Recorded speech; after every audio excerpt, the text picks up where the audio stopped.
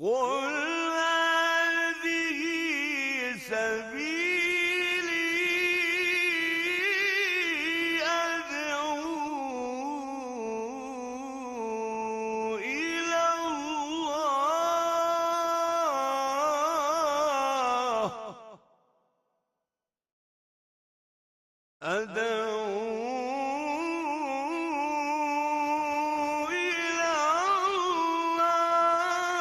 على بصيرة أنا ومن اتبعني وسبحان الله وما أنا من المشركين.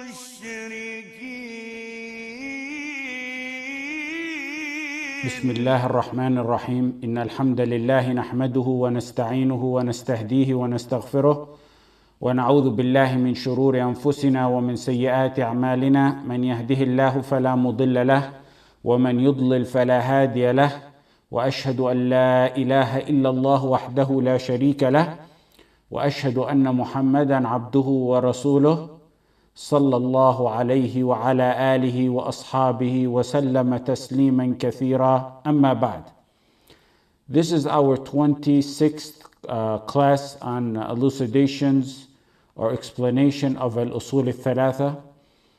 And we're still in the core part of the book, the center part of the book, the main chapter, the chapter which is meant to be the real book, the essential part of the book. We're still on the introduction of that chapter.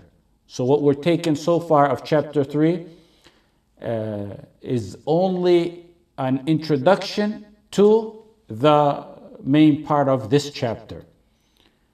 If you don't have tashkil on your copies, on your books, you should write them down, or we can sit after or before class and go over them, because some of you have been making mistakes in tashkil when they recite it. اعلم أرشدك الله لطاعته أن الحنيفية ملة إبراهيم أن تعبد الله وحده مخلصا له الدين وبذلك أمر الله جميع الناس وخلقهم لها كما قال تعالى وما خلقت الجن والإنس إلا ليعبدون. When you write, especially at the end of the words, that's where many of you were making mistakes. ومعنى يعبدوني يوحدوني، وأعظم ما أمر الله به التوحيد، وهو إفراد الله بالعبادة، وأعظم ما نهى عنه الشرك، وهو دعوة غيره معه، والدليل قوله تعالى واعبدوا الله ولا تشركوا به شيئا. We stopped at the statement وَبِذَلِكَ أَمَرَ اللَّهُ جَمِيعَ النَّاسِ. This is what Allah commanded all people with. What did He command all people with? To worship Allah alone sincerely. The previous sentence that we took, that's what He meant.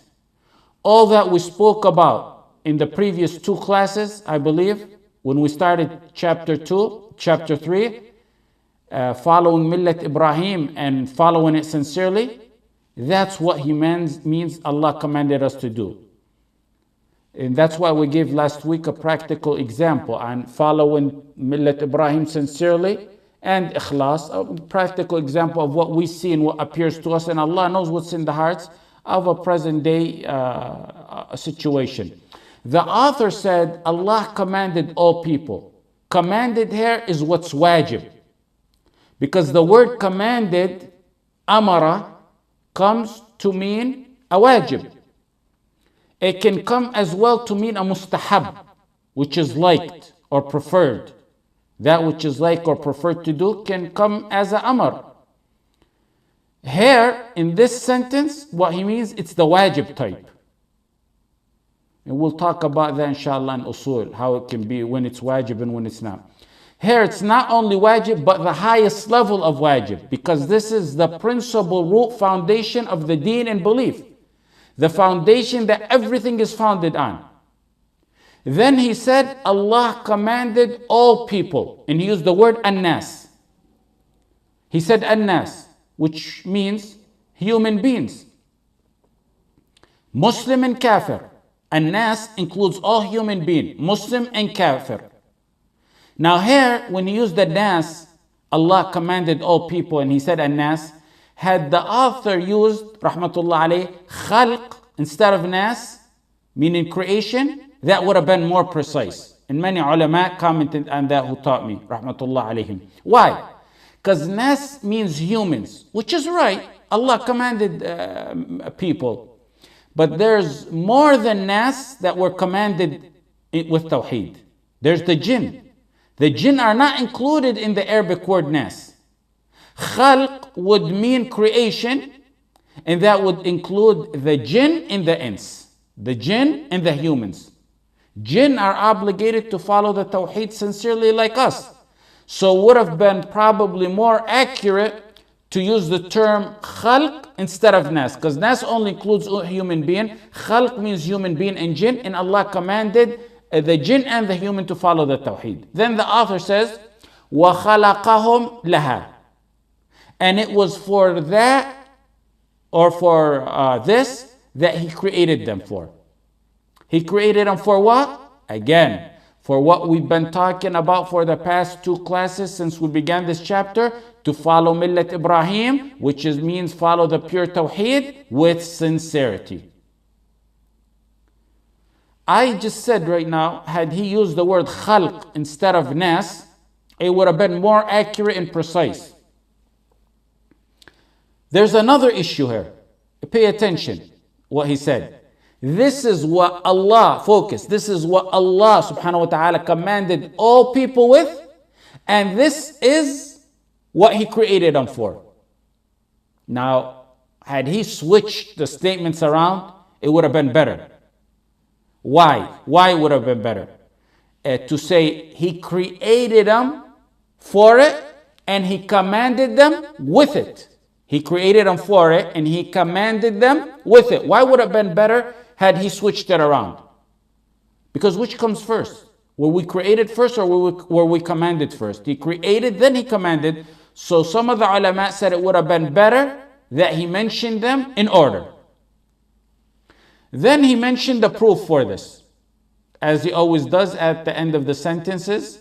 وَمَا خَلَقْتُ الْجِنَّ وَالْإِنسَ إِلَّا لِيَعْبُدُونَ. I did not create jinn and mankind except that they should worship me. وَمَا خَلَقْتُ الْجِنَّ وَالْإِنسَ إِلَّا لِيَعْبُدُونَ وَبِذَلِكَ أَمَرَ اللَّهُ جَمِيعَ النَّاسِ وَخَلَقَهُمْ لَهَا كَمَا قَالَ تَعَالَى وَمَا خَلَقْتُ الْجِنَّ وَالْإِنسَ إِلَّا لِيَعْبُدُونَ. Let's pause with this verse now. وَمَا. وَمَا means I did not. وَمَا means I did not. خَلَقْت means I create. I did not create. خَلَقْت, create. I did not create. Jinn, you know the jinn. The jinn is a matter of al-ghayb, unseen. Jinn is an entity that is invisible. We don't see it. Sometimes we may see it, but that's exceptional. Its original creation is that it's unseen. We don't see it. We know of it, that which Allah told us. They were created from fire. The jinn were called jinn lijtinanihim. Al-ijtinan huwa al-istitar. They were called jinn because of the root word of jinn, which means hidden. And they are a hidden creation. The word al-junnah is derivative from the same word of jinn. And it's a name for niqab. Why is it named for niqab? Because it's a covering for a woman like niqab, where it keeps her hidden. And that's why it was called that, because her face remains hidden, from the same root word. نعم صالح أنت تعلم الأسئلة بعد الدرس جزاك الله خير لكن سأجيبك. الجنة، قلت الجنة. الجنة هي الكلمة الأخرى للنقاب. الجنة غطاء لرأس المرأة ووجهها ما عدا العينين. Al-Junnah is a cover for a woman where she shows only her eyes, what keeps her hidden. Also, al-jinan, from the same root word, al-jinan, which is the heart. It comes from the same root word. Why is the heart called jinan? Because it's hidden in the rib cage. Someone will say, well, we can see the heart with the operation. Yeah, you can, of course, with the operation, but the origin of it is that it's not seen. And it's exceptional to see it. Just like the jinn. Their origin is that they're hidden from us, even though in exceptional situations, one may be able to see them. More than that, even from the same root word is Jannah. May Allah grant us, all of us, Jannah. Among the reasons it was called Jannah is because its delights are hidden from us.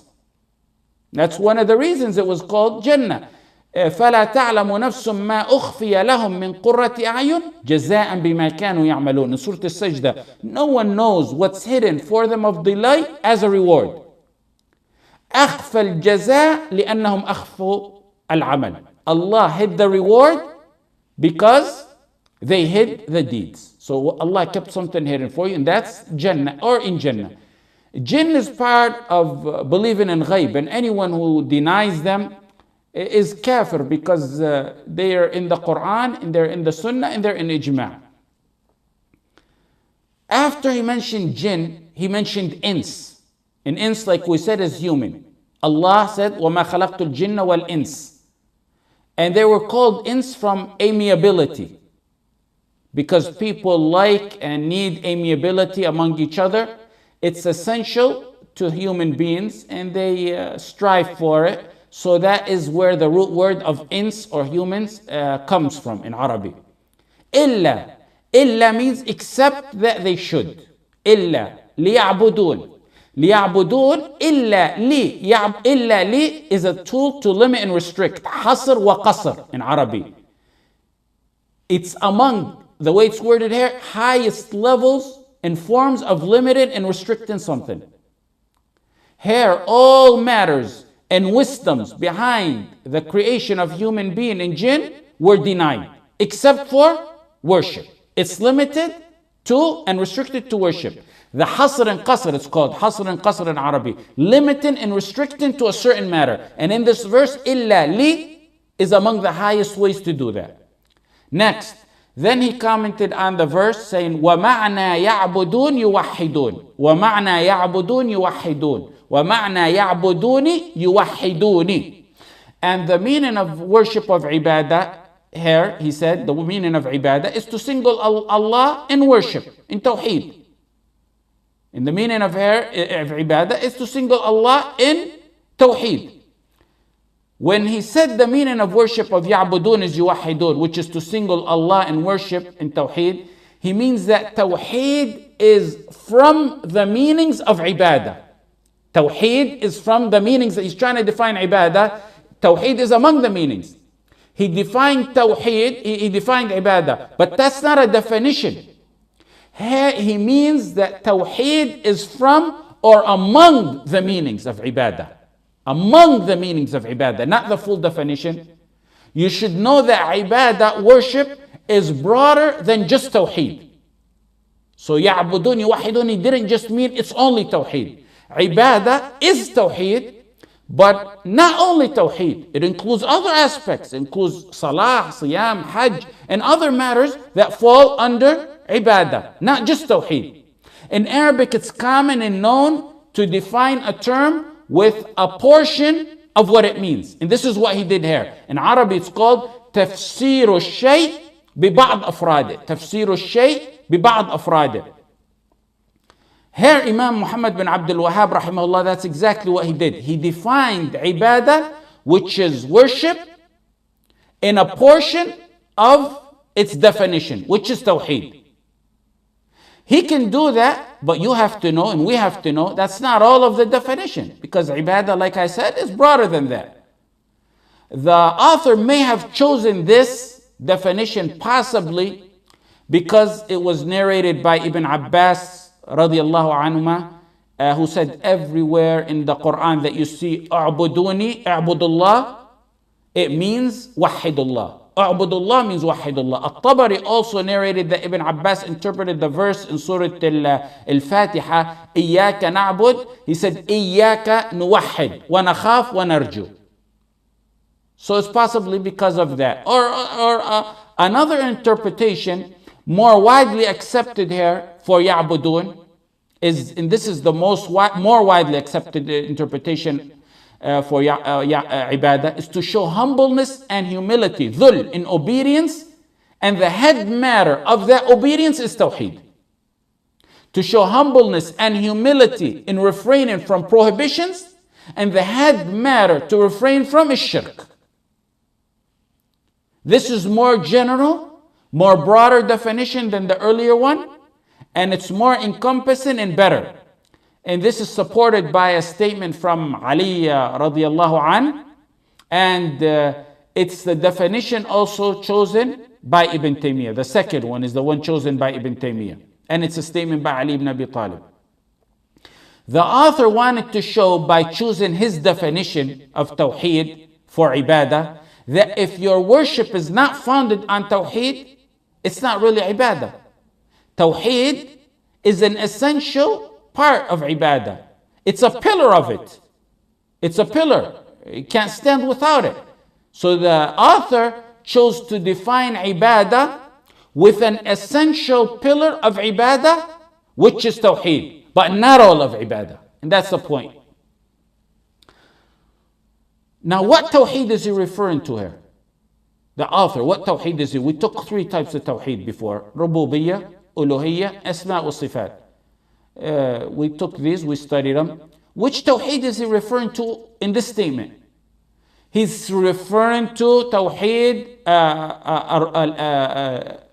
Al-Uluhiyyah. He didn't mean all three branches of Tawheed. He was specifically referring to Tawheed al-Uluhiyyah. How do we know that he meant this branch, that it's the Tawheed al-Uluhiyyah branch? Because he said ibadah, singling out Allah in ibadah. That's exact definition of uluhiyyah. That's the definition of Tawheed al-Uluhiyyah. Tawheed al-Uluhiyyah is also called Tawheed al-Ibadah. That's another name for it. They're just two different names. You can use any one of them interchangeably. You can use Tawheed al-Ibadah and Tawheed al-Uluhiyyah, and both mean the same. Why there's two names? If you look at it in pertaining to Allah being worshipped alone, from the angle of Allah being worshipped alone, it's uluhiyyah. It comes from ilah. If you look at it from the angle, the acts solely of the human being who's doing the act, or the jinn, being solely for the sake of Allah, then it's ibadah, it's worship. It's Tawheed al-Ibadah. So both terms work for Tawheed al-Uluhiyyah. This Tawheed requires to face Allah in your worship directly, and to be your act to be solely for the sake of Allah. Nothing small or big to be other than to Allah. And then to know that the ibadah is proper. To learn that the ibadah is proper. That's part of Tawheed al-Uluhiyyah. The Tawheed the author is referring to here is the Tawheed of worship. It's got to be sincere and in accordance. This was the Tawheed that the mushriks went astray because of during the time of the Prophet ﷺ. Most of the striving of the messengers ﷺ with their people was because of this category of Tawheed. وَلَقَدْ بَعَثْنَا فِي كُلِّ أُمَّةٍ رَسُولًا أَنِ اعْبُدُوا اللَّهَ وَاجْتَنِبُوا الطَّاغُوتِ. We sent a messenger to every nation ordering that they should worship Allah alone. وَلَقَدْ بَعَثْنَا فِي كُلِّ أُمَّةٍ رَسُولًا أَنِ اعْبُدُوا اللَّهَ وَاجْتَنِبُوا الطَّاغُوتِ in Surah Al-Nahl. Worship is not correct except for Allah subhanahu wa ta'ala. Whoever violates this tawheed is a mushrik, even if he affirms the other two tawheeds. Even if he believes in Tawheed al-Rububiyyah and Tawheed al-Asma' al-Sifat. إِنَّهُ مَنْ يُشْرِكْ بِاللَّهِ فَقَدْ حَرَّمَ اللَّهُ عَلَيْهِ الْجَنَّةِ. Whoever associates anything in worship with Allah, then Allah forbid paradise on him. And his abode will be to fire. And his abode will be to fire. Keep in mind the type of worship in the verse encompasses all of worship. إِلَّا لِيَعْبُدُونَ وَمَا خَلَقْتُ الْجِنَّ وَالْإِنسَ إِلَّا لِيَعْبُدُونَ. It's all worship. But it mainly means the worship that's the test from Allah on this earth. That's the real core meaning of it. The worship that's a test that determines who accepts the truth and who rejects the truth. Who ends up being a winner in the life after, who ends up being a failure in the akhirah. The type of worship here is the same that Allah mentioned in many other verses. The worship meant is the worship of Allah alone. The worship or test that has been commanded on people. The main worship, the Tawheed of Allah, which is mentioned in other verses. Ya ayyuhan nasu u'budu rabbakum. U'budu rabbakum. The main Tawheed. وَلَقَدْ بَعَثْنَا فِي كُلِّ أُمَّةٍ رَسُولًا أَنِ اعْبُدُوا اللَّهَ وَاجْتَنِبُوا الطَّاغُوتَ ذَلِكُمُ اللَّهُ رَبُّكُمْ لَا إِلَهَ إِلَّا هُوَ خَالِقُ كُلِّ شَيْءٍ فَاعْبُدُوهُ وَاسْأَلْ مَنْ أَرْسَلْنَا قَبْلَكَ مِنْ رُسُلِنَا أَجَعَلْنَا لَهُم مِّن دُونِ الرَّحْمَنِ آلِهَةً يَعْبُدُونَ. In this verse and in the verses that I mentioned is the verses that have the worship that's a test from Allah that determines who goes to heaven and who goes to hell. الَّذِي خَلَقَ الْمَوْتَ وَالْحَيَاةَ لِيَبْلُوَكُمْ. The test, the one that Allah created us for. إِنَّا خَلَقْنَا الْإِنسَانَ مِن نُطْفَةٍ أَمْشَاجٍ نَبْتَلِيهِ. The test. That's what we were created for. إِنَّا جَعَلْنَا مَا عَلَى الْأَرْضِ زِينَةً لَهَا لِنَبْلُوَهُم. The test. All these verses say test. وَهُوَ الَّذِي خَلَقَ السَّمَاوَاتِ وَالْأَرْضَ فِي سِتَّةِ أَيَّامٍ وَكَانَ عَرْشُهُ عَلَى الْمَاءِ لِيَبْلُوَكُمْ. So the ibadah here is the test that we were created for. The test that will determine who goes to heaven and to hell. Ali ibn Abi Talib and Ikrimah said, ibadah here means that they worship me alone. That's it. That's the test we were created for. Al-Rabi' ibn Anas and Ibn Atiyah attributed this tafsir that I just mentioned, that it being the main test, to Ibn Abbas as well. Another opinion is some said, Ya'budun here means that they are forced into submission. This is a different meaning. They're forced into submission and humility to Allah, willingly or unwillingly. That's a true fact, but not the most accurate tafsir of this particular ayah. Why? Because the verse specifies jinn and ins. Had it been the forced type of ibadah where we're forced to submit to Allah in a way, that would have included other than the human and jinn. Because everything submits to Allah, not just the human and the jinn. Everything submits in humility to Allah. It would by force. It would have included animals and mountains and trees and rocks. That, not having that in the verse, shows that this ibadah here is the test from Allah to worship Him. The test that we are tested with in this life, the test of our life that that shows who wins and who loses. The verse also says, لِيَعْبُدُونَ. لِيَعْبُدُونَ. Meaning that there is an act we have to do, which is to worship Him. Had the ibadah that's in this verse been the one that's a forced submission to Allah, then there would be no act needed on the behalf of human beings, Allah or jinn. Allah forced them into submission. So no act is required on behalf of creation. Yet the verse specifies لِيَعْبُدُونَ, that there's an act that's requested of people. So that means the worship in this verse, the يَعْبُدُونَ over here, we have to do something. In forced submission to Allah, we don't need to do anything because it's forced. So here it says لِيَعْبُدُونَ, there's something we have to do. It shows that it's the ibadah that's a test from Allah in this life. The verse comes in a chain of verses also to vilify those who worship other than Allah. Had the verse meant the forced submission to Allah, as some stated, there would be no need to vilify or warn, which is contrary to the chain of verses that we have here. He vilified and warned those who don't follow the righteous way. The forced submission doesn't need that. Next, let's move on. An important point. Allah said He created us for His worship. He commanded us to worship Him. Now, why isn't everyone worshiping Him then? This applies to dozens or hundreds of verses in the Quran and the Hadith. For example, in this verse, Allah said He created us. We got that part. He created us. But then He said to worship Him. He created us. We know that order is we're here. That means He created us. But why isn't everyone worshiping? That's the problem. He ordered we be created. We are. He ordered we worship Him. Not everyone's worshiping Him. Here you need to understand. There's something called إرادة شرعية تكليف فقط. إرادة شرعية التكليف فقط. What do we mean? In order to understand the verse and similar verses, you have to understand there's two forms of wills for Allah. Two forms of mashia. Will is mashia. Two forms of mashia of Allah. There's number one, إرادة كونية. And number two, إرادة شرعية. Number one, إرادة كونية. In English, I believe the good interpretation of the word كونية would probably be universal will. Now this will, it's mashia. It's the will of Allah in which His order is carried out. That's A. B. This is the type of will of Allah that we say whatever will Allah wills happens and whatever He does not will not happen. C. This is a will like death, a mashia like death, like health, like sickness. Everyone's equal in these. Muslim, kafir, righteous, not righteous. They're kawniyya, they're universal will. Example, what happened to Ayub?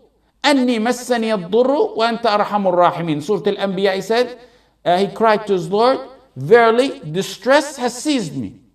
It seizes the messengers and it seizes other people. Alayhi salam, Ayub alayhi salam, it seized him and it seizes other people. Hardship afflicted his messenger. إنما أمره إذا أراد شيئا أن يقول له كن فيكون. This is another example of this. General order of Allah, be and it's done, falls under this will, the first one. وَكَانَ أَمْرُ اللَّهِ مَفْعُولًا. And this summarizes this will. This is another example. The commandment of Allah is always executed. This will is a general will that encompasses everything in the universe, good and bad. Encompasses everything in the universe, good and bad. The general universal will. His order is carried out in this, but it will not necessarily mean that He likes it. It is not necessary that all actions of His creations are liked by Him. Rather, you know, many of their acts are disliked by Allah. But He willed for them to pass. There are acts that are disliked by Allah, but Allah willed for them to pass. This is irada kawniyya or universal will. For example, Allah subhanahu wa ta'ala created the shaitan. I was given a lecture once and they asked someone before me who spoke. They asked, did Allah create the shaitan? And he didn't know this stuff, so he said, no. Allah created the shaitan, He disliked him. He created the kafirin and He disliked them. Inna Allah la yuhibbul kafirin. In Surah Al-Zumar. He created, فَإِنَّ اللَّهَ لَا يُحِبُّ الْكَافِرِينَ. In Surah Al-Zumar. He created the kuffar. He's not pleased with kufr. وَلَا يَرْضَى لِعِبَادِ الْكُفْرِ.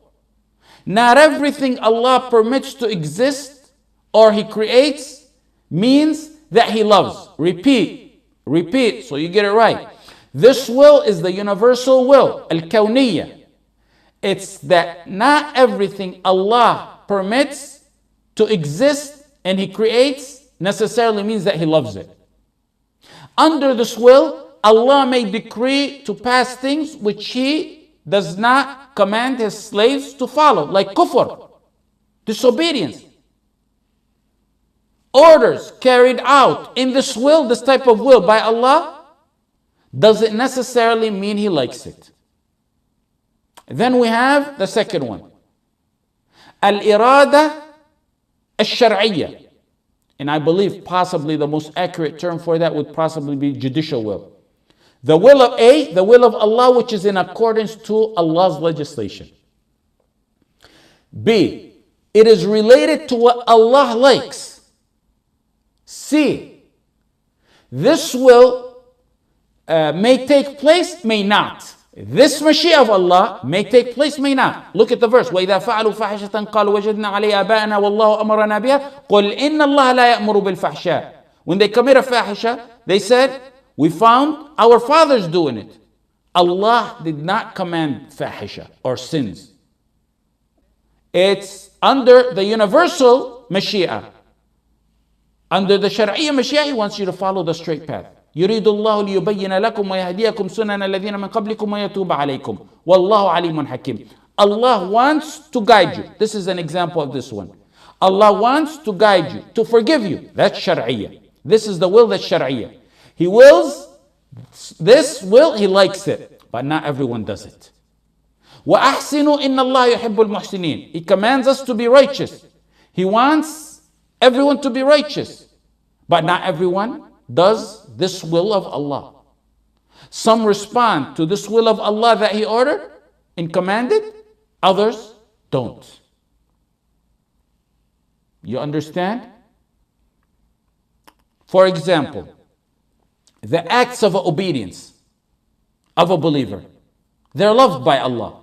Your ibadah, your prayer at night, your fard, your sunnah, your deeds.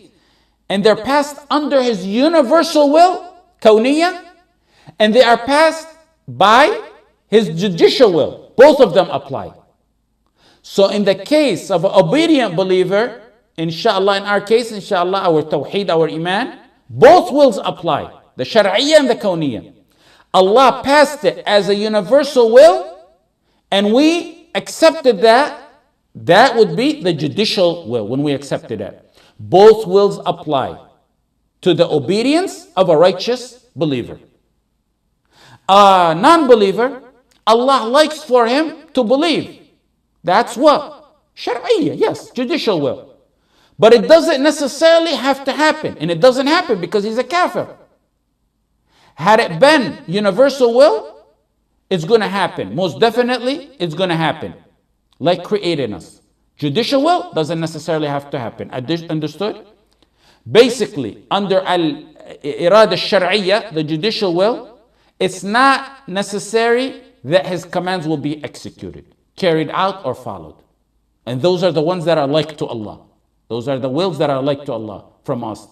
Here in the verse, لِيَعْبُدُونَ وَمَا خَلَقْتُ الْجِنَّ وَالْإِنسَ إِلَّا لِيَعْبُدُونَ, Allah orders to do ibadah to Him, meaning to be Muslim, to win the test in this life. Now take it as a rule. All orders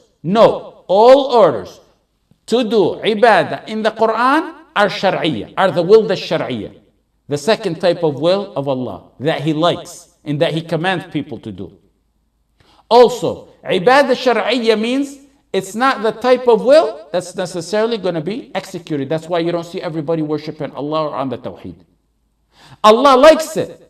He wants people to do it, but it's not necessarily going to be executed. I believe now the faces, I see that I understand. So in a nutshell, there's two differences between the two wills. I'll give it to you in a nutshell. The first will, the general, universal will. The second one, Shar'iyyah, is a specific will. The first universal, Kawniyah, is that Allah creates everything and orders everything, and it's all carried out by His will, because nothing gets in the way of Allah. What He wills happens. He orders that which He likes and that which He does not, and it's always executed. The will, that Shar'iyyah, the judicial will, it's what He likes, but does not mean it will be necessarily executed by people. General matters of this universe fall under the kawniyah, the universal will. A servant's obedience, that's both, like we said, kawniyah and shar'iyyah.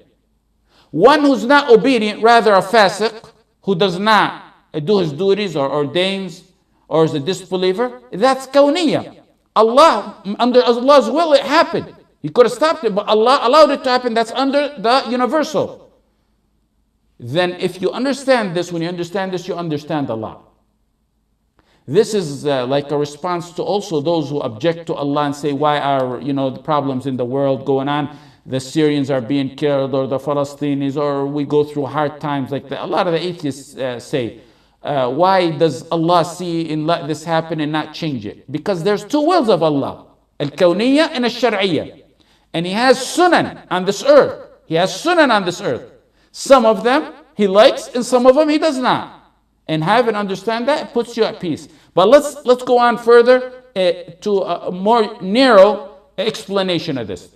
Very similar, but a little bit more narrow. In ibadah itself, in ibadah, there's a shar'iyya and kawniyya in ibadah. Ibadah kawniyya is submission to Allah. Submission to Allah by force. What He commanded and decreed in creation, and this is the submission that's common over all creation. No one can escape it.